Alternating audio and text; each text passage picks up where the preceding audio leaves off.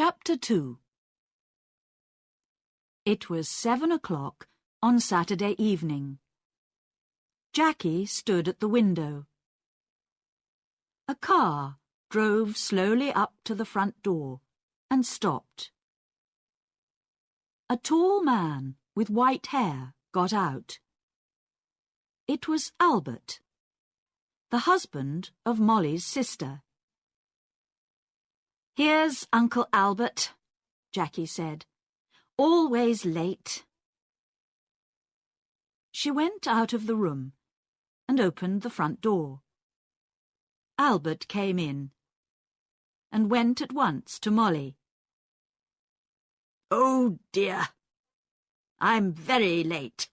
I am sorry," Albert said. 50 years old today. What a wonderful dress." Molly did not smile. "Thank you, Albert. We're all getting older." Tonight, she wore a long black dress, and the 2 black dogs sat at her feet. "Everyone is here now. Let's go in to dinner," she said. Everyone stood up and went to the table. "The table looks nice, Jackie. What wonderful flowers," Diane said. She was a beautiful girl, with long black hair and dark blue eyes. She wore a long red dress. Albert sat down next to Roger. Roger was Molly's son, her second child. He lived in Cambridge, in an expensive house. "Someone called Peter stopped me down the road," Albert said. "Who is he?" "He's very angry with you, Molly." "That's Peter Hobbs, from the house across the road," Jackie said quickly. She looked across the table at Molly. "He lost his job last week, and he's angry with everyone." "It's Molly he doesn't like," Albert said. Molly said nothing. Everyone began to eat. "How is Aunt Annie?" Jackie asked. "She's much worse now," Albert said. "She stays in bed all the time. She needs a nurse 24 hours a day." "I am sorry," Molly said. Albert stopped eating and looked at Molly. "It's very difficult. And very expensive, you know. Annie feels very unhappy because you don't visit her, Molly. She loves you very much. You are her little sister, you know." Molly closed her eyes for a minute. "I know that, Albert. I am 50 years old, but I am always her little sister. Well, we can talk about it later." Albert laughed. "Oh, yes, we can talk later. It's always later with you, Molly. Always tomorrow, never today." Jackie watched her mother.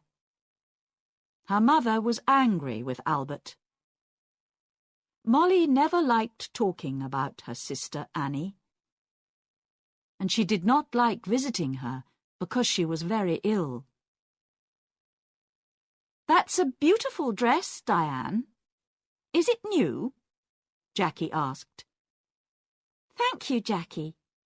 Yes, it's new, and very expensive. I got it on Wednesday," Diane said. She smiled at Jackie. "All your things are expensive," Jackie said. She remembered the phone call on Thursday about the train ticket. "I don't like cheap things," Diane said. "And I'm going to need more money soon. I want to go to America. Can you help me, Roger?" "Oh, no," Roger said. "Nobody wants to help you, Diane. You don't like working. We all know that. But we all want you to get a job." Diane laughed. "It doesn't matter, Roger. I don't need your help. Mother always helps me. Mother loves me best." She suddenly smiled. A quick, beautiful smile. But her eyes were cold. Jackie looked at her mother. Molly's face was white. Jackie did not understand. Was her mother afraid of Diane? Jackie wanted her mother to be happy today. "Would you like some more meat, Uncle Albert?" Jackie asked. "Roger, can you give everyone some more to drink?"